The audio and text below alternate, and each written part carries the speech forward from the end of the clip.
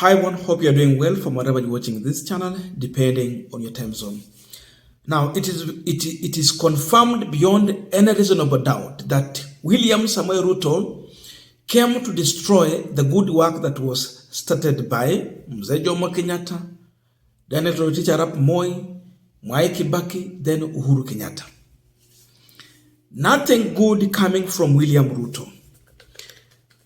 It is all about destruction of all the progress and development that Kenyans had realized through the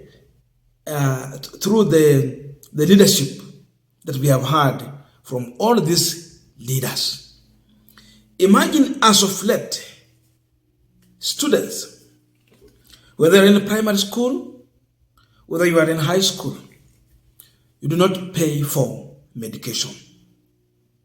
Uhuru Kenyatta started the National Insurance Fund for the school-going children, what they were referring to as EduAfya.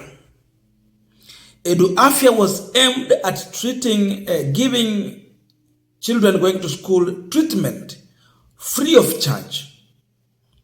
What you only needed was just a letter from your head teacher.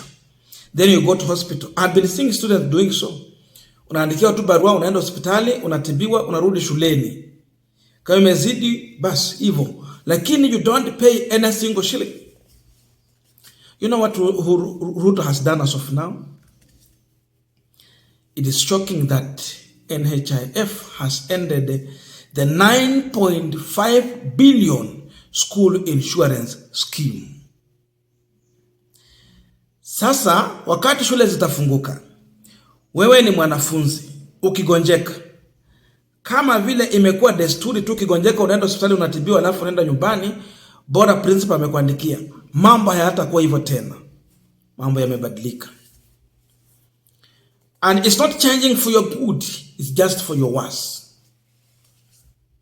Today, this burden has been taken back to the parents.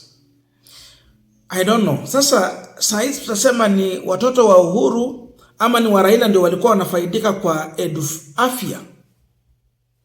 Wakati Ruto ametoa 9.5 billion kwa hiyo program, ni Raila ndiye anaumia ama ni Uhuru Kenyatta? Ni watoto wa Raila ama ni wa Uhuru ndio wanaumia? Uhuru indeed meant good for this country. This is among the leaders who understood that we have poor families in this country. This scheme was helping the widow. When you have a kid, they will go to school, widowers, and the orphans, then the poor, the less fortunate in our society. These are the people that Uhuru was targeting. Otherwise, kama mtu akona uwezo, you are in the middle class, mambo ya kutibu watoto kuna shida itakusumbua. Watu wako na insurance plan, wako ndani.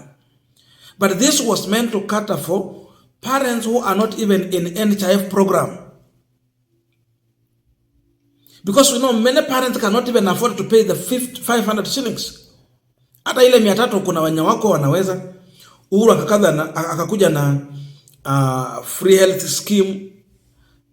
And launched this pilot somewhere in Kisumu, ingine was it Machakos, then another one in Mount Kenya region. And it was supposed to go across the country, at least one hospital.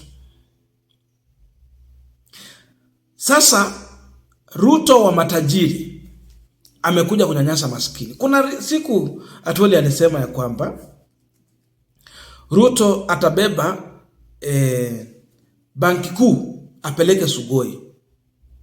In as much Atwoli is supporting William Ruto, what he said was true and it still stands the test of time. Ile kitu tujaambiwa, how did NHIF reach the decision or the government? Sasa nakumita kuja tuambie to remove that scheme. How did they reach that decision? Number 2, where is 9.5 billion Kenyan shillings that was put in the EduAfya scheme going to? Hiyo pesa inaenda wapi? Inaenda kufanya shughuli gani? Imagine the same parent, when schools are going to open, you are supposed to pay school fees. In mambo ya subsidized education, there is some amount that the government has refused to add on what is there because now things are changing, vitu zimekuwa bei kali. Yule mwanafunzi amekuwa akienda day school, they are supposed to go with more than 5,000, 6,000. Then unaambiwa mtoto akigonjeka utibu. Hakuna mambo ya free treatment kwa hospitali kwa gharama yenye serikali ishalipia. Hiyo wametoa. Tunaenda wapi? Uhuru alikuja akasustain mambo ya free education vile Kibaki alikuwa ameenda.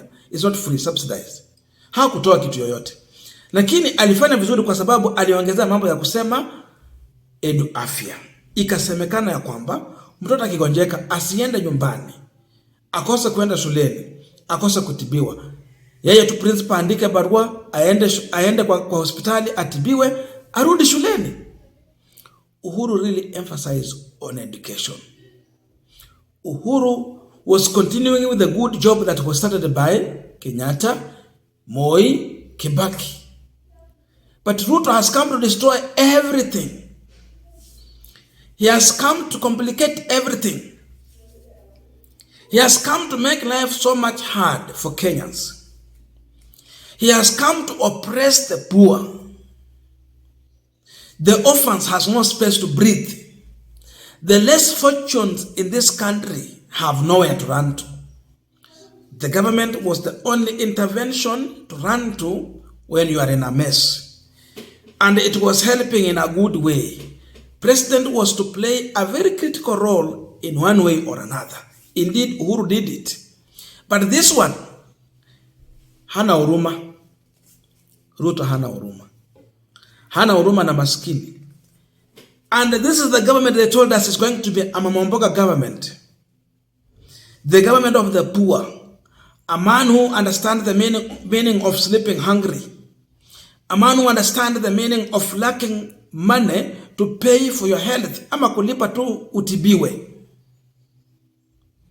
I was reading another story somewhere where a parent took his child to hospital. But because it is in Mount Kenya, is it Kirinyaga somewhere there? But because he don't have money to pay 10,000 they were asking for, the kid was removed from oxygen. Na alikufa. So imagine with EduAfya, can that happen? I think that was the issue that Uhuru was trying to address. Hawa majamaa wanasema hapana. They have no time for that. You are on your own. Saizi wale maskini, unaweza kuwa tuna mtoto kwa hospitali na akufe ukiangalia hivi. Now what are they telling parents? Ruto is now telling parents that it is compulsory that you go into the health insurance scheme and you have to pay 300 shillings wale maskini. Imagine you are not paying, mtoto anatibiwa tu. Lakini sasa hizo wanakuambia ndio upate license, lazima ukuwe na health insurance. Ndio upate marriage certificate, which you're going to pay for 50,000. Again, you have to produce your valid health insurance card, NHIF card. Lazima ukuwe nayo uonyeshane. Ndio upate services. And it should be active. That means it is by force you have to pay. Lazima utafute pesa na ulipe. Where Uhuru was heading to, it was in a direction whereby he wanted to revert into free health in this country. Because wakati wa Kenyatta, na hata Moi akianzia, niliambiwa matibabu ilikuwa ni bure. Unaenda kwa hospitali kama umegonjeka, unatibiwa, unaenda nyumbani. You don't pay. But kwa sababu Ruto anasikiza IMF and everything, the World Bank has advised William Ruto for him to get that loan he's looking for, he has to remove some of these subsidies and other privileges that Kenyans were enjoying. And therefore, EduAfya is one of the reasons, it is one of the items that Ruto is touching on to make sure that he's pleasing IMF and World Bank. Kwa sababu ana target kupata maloni. Mwambia hiyo mambo ya EduAfya toa. Vitu nyingine nyingi tu uza. subsidy fuel na nini toa. And that is what is happening. So who cared for the poor? Uhuru or Ruto? Ni nani alijua ya kwamba maskini anaweza umia? Nani anaelewa kuumia kwa maskini? Ni yule tuliambiwa ni tajiri ama ni yule alijifanya ni maskini kama sisi? Now you can understand. We are completely in a big mess. These people are here to finish us. Na wanafunzi hawana bahati raundi hii. Tuko na mtu kigeugeu kule Statehouse mwenye hana huruma na maskini, hana huruma na wanafunzi. Lengo kubwa kwake ni kupata pesa, but nothing else.